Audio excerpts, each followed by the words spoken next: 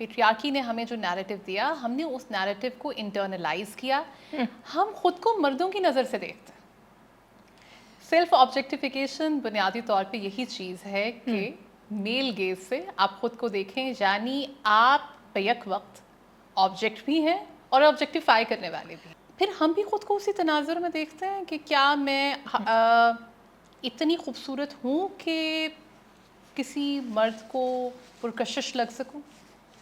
یہ بات بعض دفعہ ہمارے شعور میں نہیں ہوتی, لیکن لاشعور میں یہ بات بیٹھی ہوئی ہے, بٹھا دی گئی ہے بالکل. اور مارکیٹ اس چیز کو ایکسپلائٹ کرتی ہے, آپ کی اس انسیکیورٹی کو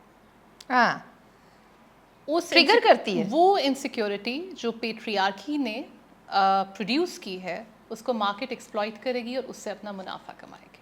کس طریقے سے آپ کی سوشل ورتھ, آپ کا سوشل کیپٹل, آپ کی, یہ یوں کہیے کہ آپ کی ساری ویلیو ہی آپ کے خد و خال میں ہے.